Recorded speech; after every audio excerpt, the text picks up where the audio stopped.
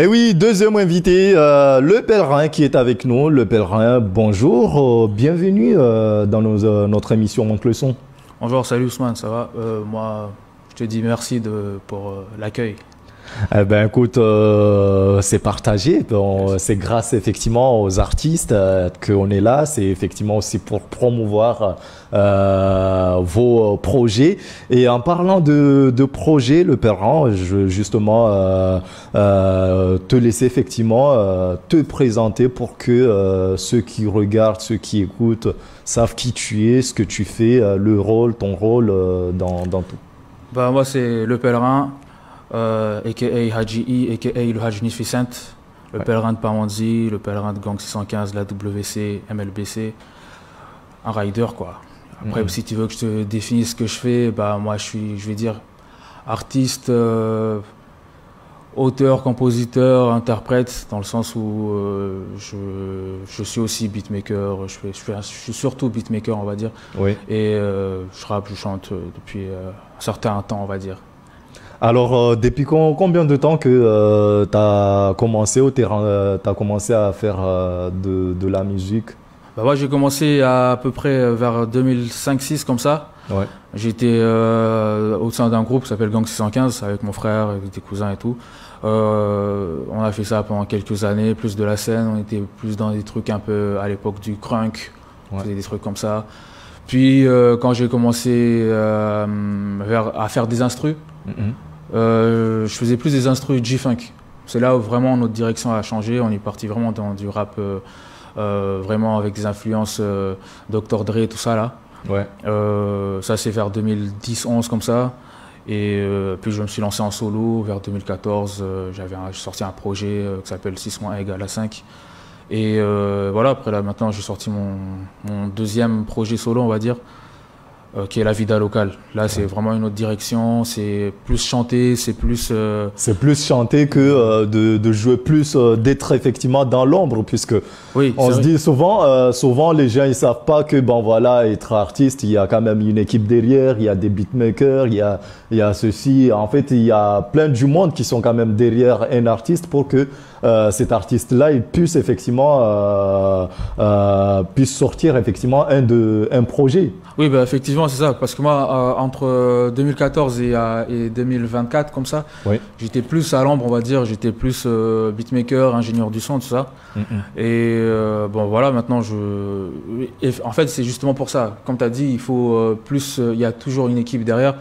Bah, il s'avère qu'en général, moi, quand je fais mes sons, c'est moi l'équipe en fait. C'est pour ça que ça prend plus de temps. Je fais mes instrus, je pense à la réalisation du clip, je fais le montage.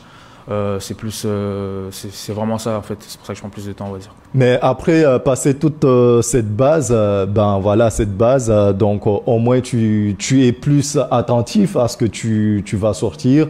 Tu fais très attention à tes sons et tout, etc. Donc si j'ai bien compris.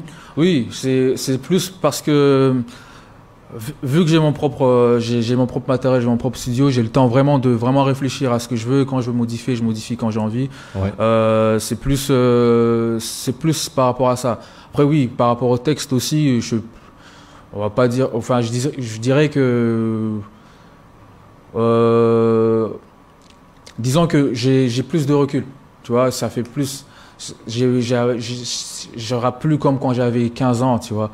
C'est plus, je réfléchis à ce que je dis, j'essaie pas de dire n'importe quoi. Je sais qu'il y a des gens qui peuvent m'écouter, je sais qu'il y a des plus jeunes, je sais qu'il y a, c'est plus dans ce sens-là.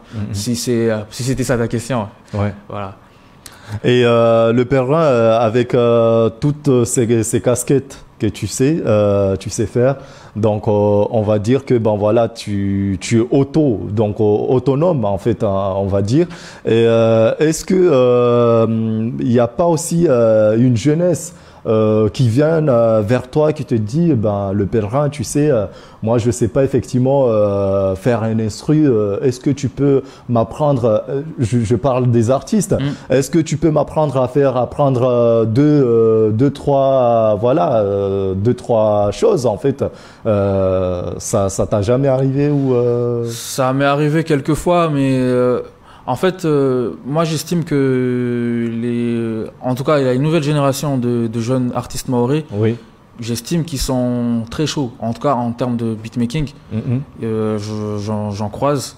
Après oui, moi vu que j'ai des influences qui sont pas forcément les influences de tout le monde, on vient pas forcément vers moi pour je sais pas, quelqu'un qui fait de la drill, il va pas venir me voir pour demander comment faire une instru avec plus des grosses basses de funk et des synthés, on va dire dans ce sens-là, tu vois. Eh oui, alors le Perrin, tu as sorti effectivement un de tes sons, Vida Loca, donc c'est... La Vida Loca, ouais, c'est le titre éponyme de mon album. Ouais. Là-dedans, comme je t'ai dit, j'essaie de proposer vraiment autre chose que ce que je faisais avant et que ce qu'il y a sur le territoire. C'est plus, déjà dans les textes, c'est plus pour parler de ce qui se passe exactement à Mayotte. C'est vraiment ça, c'est la vida locale. C'était vraiment ça l'idée, de vraiment raconter la vie d'un jeune normal qui vit la vie locale, on va dire. C'est vraiment ça.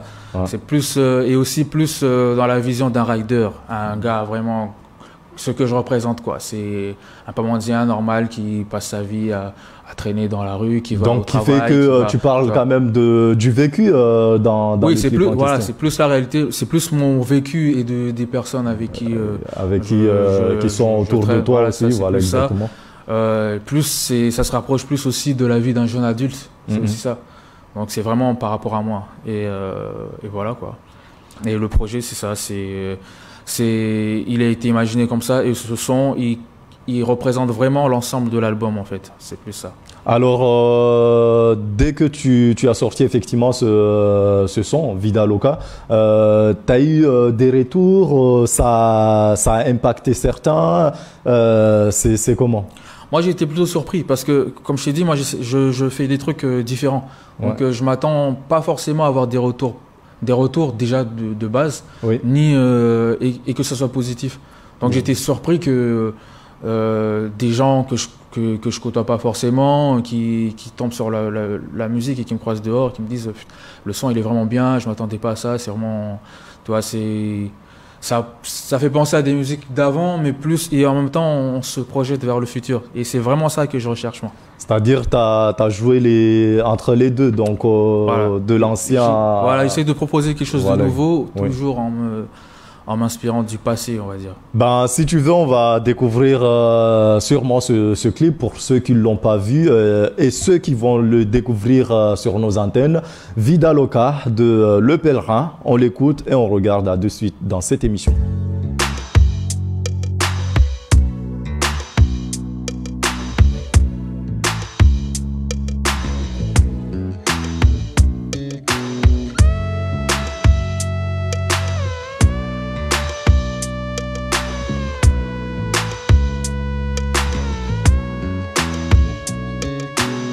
Sabasita, mi casa por la vida, waja wala biha. Law kana mauri inga mi aritovona, utona, mesozena, ritozina. Basi kusikane haya, nega kweli utojaja. Solisha umfulike aya, soparalisine jaja. Basi kusikane haya, nika kweli utojaja. Solisha umfulike aya, soparalisine jaja. Jaja basi ni jenolete, zote virao kila skupa manze. Non, wasikare fenze, wasafanyilwa amori wasmageze. Vanu de vanu rakora, vanu de rakona bora. Ishele fitse wakati, sipakarare mambio, kaza hangilwa monasio. Ketsalo mazarika nayo, takatibu morto abigure na oshuzi. Utsa utibe uridunge mori mbuzi. Afa kuchipoko vuliki arabuzi. Sura kuzifanya rangu 2012. Quand 615 mata, wasi tudira kuhimba namnayo. Abasaka voswa kachongata, homo hazima kede fanya ori. Rikambali, Rikobali, Jua kali, maisha hali. Rikambali, Rikobali, Jua kali, maisha hali. Kwa basi nisheroleze, zote virao kila siku pamanse. Non, wasikare fense, wasafanyilwa mori wasmajeze. Vanu de vanu rakora, vanu de rakona bora. Ishere vinse wakati, yeah, yeah, yeah, yeah, yeah.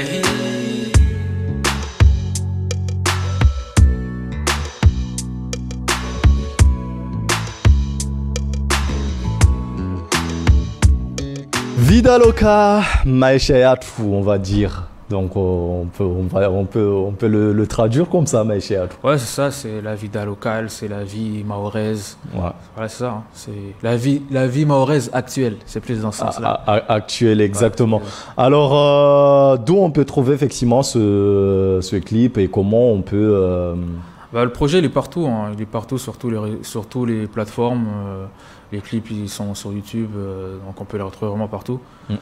Et voilà, c'est sorti quoi, il y a 2 ou 3 mois, j'ai perdu le compte, c'est en fin avril, début mai, je crois. Ouais. Et du coup, c'est là, j'ai de bons retours, ça fait plaisir, franchement.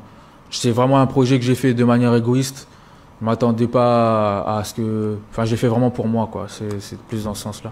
Alors, un projet, puisqu'en fait, si j'ai bien vu, voilà. Donc, un projet c'est-à-dire, il y a 3 mois, t'as sorti. Donc, on va se dire que cette année, on va voir effectivement le pèlerin avec un projet qui va y aller tout jusqu'à la fin de l'année, si j'ai bien compris. Bah, déjà, il y a ça et je travaille déjà sur le prochain album déjà. Qui va sortir bientôt, si j'ai bien compris. Pas forcément, parce que, comme je t'ai dit, je prends vraiment beaucoup de temps vu que je suis au four et au moulin, tu vois. C'est vraiment le temps d'écriture, le temps de vraiment travailler les instrus. Moi, quand je fais mes instrus, vraiment, j'essaye de pas faire les mêmes instrus que j'ai déjà fait. Ouais. Et même si on retrouve quand même à peu près la même identité, c'est toujours à peu près les mêmes instruments qui reviennent, mais c'est vraiment, j'essaye toujours de proposer autre chose, quoi. C'est vraiment dans ce sens-là. Et voilà, quoi. Alors, comment on arrive à identifier par rapport aux instrus, puisque bon voilà, c'est sûrement toi qui s'y connais et tout, etc., ce que tu as touché, ce que tu as mis comme sauce et tout, ben, tu t'y connais mieux, mais ceux qui vont écouter, comment ils vont arriver à identifier ça? Moi, j'ai décidé que c'était du R&B, oui, dans le sens originel du terme. Oui. C'est-à-dire, dans les années 50, quand ils appelaient quelque chose R&B, c'était tous les autres musiques de noir, tu vois. Moi, j'ai décidé que c'est comme ça parce que j'arrive pas vraiment à... Je peux pas te dire que c'est de la G-Funk. Ouais. Parce que G-Funk, c'est vraiment le son de Snoop Dogg, tout ça, Nate Dogg, des années 90, comme ça. Oui. Mais moi, j'estime que je fais pas vraiment ça. Et après, voilà, quoi. Disons que c'est la musique du pèlerin. C'est la musique du pèlerin. Ben, du coup, ce que je peux dire, c'est souvent, effectivement, peut-être c'est le message qui change dans tes projets où il y a effectivement un suivi du message. Par exemple, là, il y a Vida Loca et puis juste après, on a le rendez-vous qui fait que, ben voilà, c'est pas une continuité, effectivement, du... Si, parce que en fait, il faut voir le truc comme un voyage. Ouais. L'album, en fait, je le vois vraiment comme un voyage. Moi, je l'ai vraiment vu comme ça. Ça commence par le premier titre qui s'appelle Mhara Baharin, qui commence, et juste après il y a Joshan qui parle vraiment, c'est vraiment l'histoire d'un jeune Maoré qui rentre au pays, qui se dit que, enfin, qui rentre dans le sens où qui vient des études, c'est vraiment ça l'histoire d'un jeune Maoré comme moi qui revient après des années d'études et qui veut se faire de l'argent, qui veut travailler, tout ça. Et puis qui se heurte à la vie quotidienne qu'il y a maintenant, qui est la violence. Mais en même temps, c'est pas que la violence, c'est aussi le fait d'être en famille, de beaux paysages, la ride, quoi. Et dans ça, c'est la vida locale. C'est la vida locale, oui. Et Et après, ça te donne envie de se balader. Tu prends la barge. Moi, je viens de Petite-Terre, notamment dit. Donc, tu prends la barge, tu vas te balader dans le sud. Si tu prends un rendez-vous, c'est plus dans ce sens-là. Tu dis à tes potes ou à tes amis avec un E ou avec un ES. Tu leur dis, on va se balader dans Mayotte. C'est un rendez-vous. Et c'est ça. Et ça finit par quand je ride. Parce qu'on est des riders. On ride, on se balade.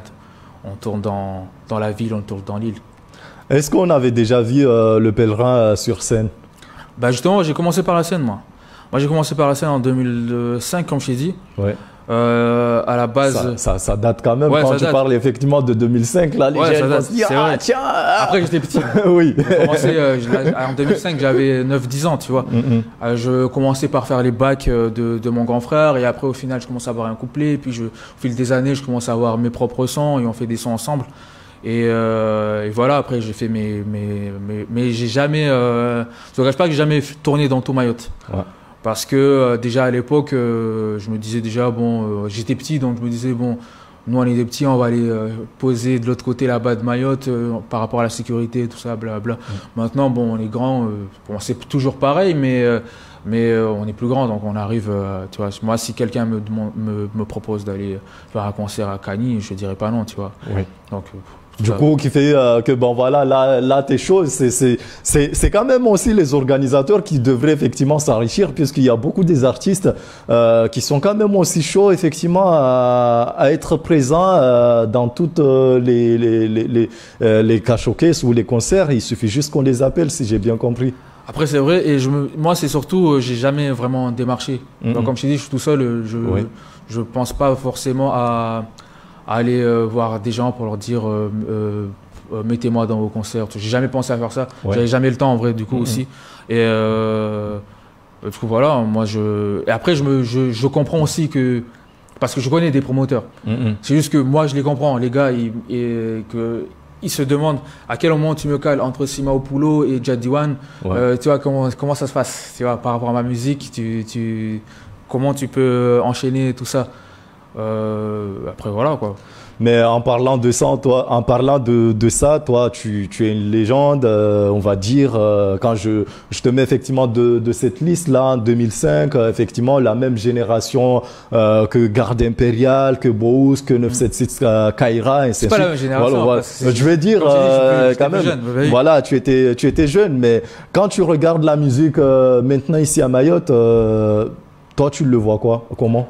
Moi, je vois que les gens ils sont plus professionnalisés. Moi, j'ai connu l'époque où, justement, en concert, tu vois, il y a des gens qui parlent souvent de l'époque de concert où les gens, on leur payait en pilaou et autre chose. Oui. Moi, j'ai connu l'époque où tu es artiste et que tu payes pour pouvoir être dans ce concert-là. Tu vois. Donc maintenant, tu as des artistes qui sont payés pour... j'estime que, franchement, il s'est passé quelque chose pendant toutes ces années. La musique est un peu plus respectée. Après, voilà, quoi. Après, ça reste de la musique. On fait ça pour s'amuser, quoi. Est-ce que le pèlerin, il y a des collaborations qui sont actuelles? Et si oui, c'est avec qui? Je sais pas si j'ai vraiment le droit de le dire, mais je peux dire que je suis dans. J'avais déjà collaboré avec Maps. Là, je suis dans son prochain album normalement. Surtout parce que j'ai travaillé dessus, j'ai mixé quelques morceaux de son album. Et puis voilà quoi. Moi en fait c'est surtout le fait que les gens n'ont pas forcément, les gens aiment bien ma musique, mais ils savent pas comment on pourrait mélanger nos musiques. Tu vois, c'est comme moi je suis fan de plein d'artistes maoris dans le sens où plusieurs styles. Je respecte beaucoup de Babadi, mais je vais pas oser lui demander de faire un feat avec lui parce que je sais pas comment on va mélanger ça, tu vois. Et aussi, moi j'aime pas mélanger pour mélanger. Si on trouve un bon mélange, là je suis d'accord, tu vois. Mais est-ce que en étant un artiste, est-ce que si on se dit ben voilà, je mets effectivement le mot oser pour y aller de l'avant, au lieu que de se dire j'ose pas et tu recules en arrière? Non, c'est pas aussi que pour ça. C'est aussi le fait que moi, je fais ça avec le feeling. Je fais pas des musiques pour faire des musiques. C'est aussi dans ce sens-là aussi. Si on est potes et qu'on on s'est croisés, on était au studio ensemble et on a commencé à avoir une bonne vibe, parce que j'aime pas aussi faire de la musique à distance. tu vois. Maps, il s'avère que c'est un gars de mon quartier. Ouais. On se croise, on discute, et on a fini par travailler ensemble sur quelques morceaux. Et après, voilà, c'est ça, c'est comme ça que ça se passe. J'ai aussi bossé avec justement Flamingo qui fait votre générique là. Ouais. C'est aussi par le feeling, tu vois, on travaille ensemble, on se capte, on se croise, on discute, on fait de la musique ensemble. Il y a aussi Fundi Jamax, tu vois, lui c'est aussi un mec de Pamandzi, c'est un gars avec qui je me suis retrouvé plusieurs fois au studio avec lui. Il y a aussi Naël de groupe Jesh. Ouais. C'est pareil, on collabore, on voit qu'on est sur la même vibe. Après, on est aussi dans les mêmes mouvances, les mêmes influences. On est très influencé Doc Gynéco, Sectora, ce genre de trucs. Ouais.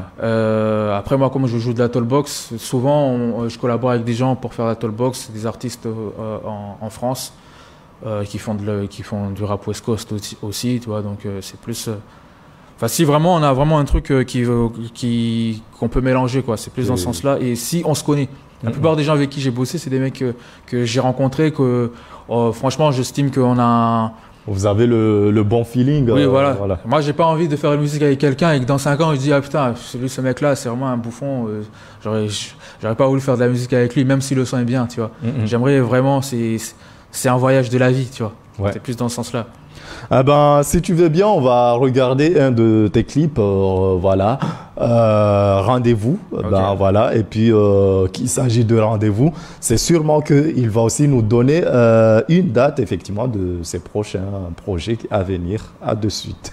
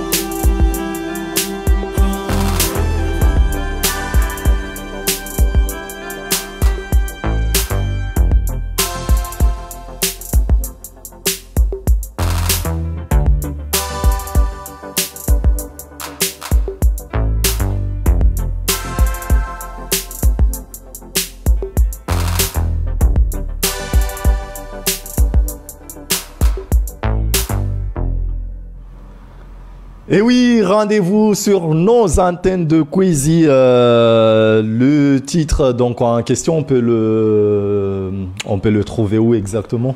C'est partout, hein, c'est sur YouTube, c'est sur Spotify, c'est sur Apple Music, partout. Vraiment, tu peux retrouver ça partout. Là, justement, comme tu vois, là, c'est sur le clip. C'est là où j'utilise la Tollbox. J'ai une Tollbox et un vocodeur. Quand je dis vocodeur, c'est pas l'autotune, pas justement. J'utilise aussi l'autotune dans le son. C'est vraiment, je voulais vraiment aussi expérimenter quelque chose. Vraiment ça ressemble vraiment à de la musique électro-funk des années 80, mais en même temps sur une rythmique un peu plus mélangée, tu vois. C'est plus dans ce sens-là. Et là, j'ai fait ça juste pour moi. C'était pour me faire plaisir. Et j'ai des bons retours sur ça aussi. Je prends toujours des risques aussi sur les titres. Je suis pas là pour faire ce que les gens veulent entendre. Sinon, j'aurais fait de l'amapiano. Oui. Et très bientôt. Alors, le pèlerin, si tu avais un conseil à donner à tous ceux qui veulent se lancer dans la musique, ça serait lequel? D'aimer la musique. D'aimer. C'est tout. D'aimer la musique et tu peux... en fait, ce que je veux dire par là, c'est que peu importe, il y aura toujours quelqu'un qui va aimer ta musique. Même si tu fais quelque chose qui est pas ouf. Ouais. Si tu aimes la musique et que tu as aimé ce que tu viens de faire, c'est déjà bien. Toi au moins, tu as aimé ta musique. Moi, je suis plus dans ce truc-là. Sinon, si tu veux faire de la musique pour plaire, commercial, oui, là, regarde, tu vas aller faire des analyses pour voir si les gens, ils écoutent quoi en ce moment. Là, j'aurais donné ce conseil-là, tu vois. Écoute ce qui se passe en ce moment, et après, tu vas faire de la drill, après, tu vas faire de l'amapiano, tu vois. C'est plus dans ce sens-là, c'est ça que j'aurais donné comme conseil, si c'est quelqu'un qui veut faire ça. Après, si c'est quelqu'un qui veut faire du pur artistique et kiffer, quoi, aime juste la musique. Ça veut dire, écoute les autres musiques, écoute tout, si t'aimes... N'écoute pas que du rap, n'écoute pas que du R&B, écoute un peu tout et aime. Mais le côté aimer, on aime déjà. C'est-à-dire aimer, c'est, je veux dire en général, quoi qu'il en soit, effectivement, le métier que tu fais et que tu aimes pas. Donc, ce qui veut dire que, là, ça sert à rien. Non, en fait, vas-y, c'est-à-dire, quand tu me dis, par exemple, aimer la musique, tout le monde aime la musique. Pas forcément. C'est pour ça que vas-y, je développe. C'est pour dire que un artiste, par exemple, qui a envie de se lancer et qui écoute que Tiakola, par exemple. Il écoute que Tiakola et qui va chanter qui va vouloir chanter. Quand il va chanter, il va faire d'une musique qui va ressembler à du Tiakola. Du coup, toute sa vie, on va dire, il fait du Tiakola. Alors que s'il aime la musique en général et qu'il écoute du reggae, il écoute de la soul, il écoute du mgojo, il écoute tout ça là, en fait, il va commencer par développer sa propre musique à lui. C'est pour ça que quand il m'a demandé qu'est-ce que je fais, j'arrive pas à vraiment te définir ce que je fais parce que dans mon album, tu peux retrouver un son qui ressemble à de la dancehall, tu peux retrouver des sons qui sont très influencés trap. Puis tu as des sons qui ressemblent plus à... Là, par exemple, Rendez-vous, c'était vraiment de la funk. Et tu as des sons vraiment influencés de J-Funk pur où ça rappe et que ça chante. Tu vois, c'est là où je veux en venir. Dans le sens où aimer la musique en général, quoi. Et oui, aimer la musique et en général, on arrive à la fin de notre entretien. Donc, la dernière question que j'ai dit, je vais pas louper celle-là. Alors, le pèlerin, d'où vient ce nom c'est mon prénom. Le pèlerin. C'est mon prénom. Oui. Écoute, pour ceux qui peuvent me poser quand même la question, vous avez la réponse. C'est le nom que mes parents m'ont donné. Voilà, c'est comme quand vous vous appelez effectivement Omar, Abdou, Hadidja. Donc, vous avez effectivement la réponse. En tout cas, un grand merci, le pèlerin. Passe quand tu veux, tu connais la maison, tu es déjà à la maison. Donc, n'hésitez surtout pas. Et on rappelle effectivement où on peut te suivre, comment te contacter effectivement si jamais il y a quelqu'un qui veut te faire monter sur scène ou etc. Comment te... je suis à peu près sur tous les réseaux, Facebook, Insta, Twitter, tout ça. C'est le même nom partout, c'est Le Pèlerin. .mlbc. Voilà. Le pèlerin-MLBC, je sais plus, mais c'est un voilà. Lui, il sait même plus. Voilà. MLBC. Allez chercher dès que vous avez. C'est tiré du bas, là.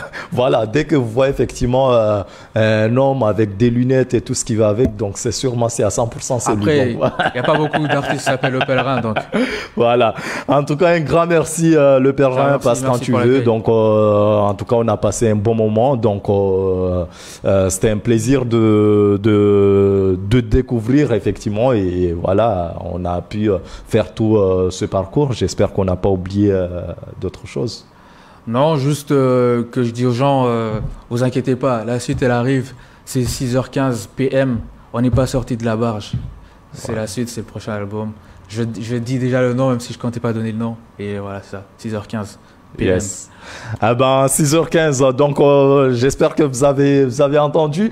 Donc on reste suspect. Merci beaucoup Le Pèlerin, merci à tous ceux qui nous ont qui ont réalisé cette émission. Merci à Jason, merci à Omar, merci à nos invités, puisque ben voilà, il y a eu Spirit Ice. Voilà, j'ai du mal avec les noms anglais et anglophones. Voilà, on va m'excuser. Merci à vous tous de nous avoir suivis. On se donne rendez-vous d'ici là. Soyez aussi prudents. Reposez-vous bien, puisque c'est la dernière saison. Et on se dit à la prochaine. Fais peur, ces gars sont dead, moi j'ai toutes les connexions. Bitch, tu sais que c'est réel. J'ai laissé ces nègres dans le tunnel. J'passe à Sadago et Thiel. On arrive en avance de 10 ans, ça foudra les hops, c'est réel. J'arrive en gamos dans la street où j'ai appris à faire du vélo.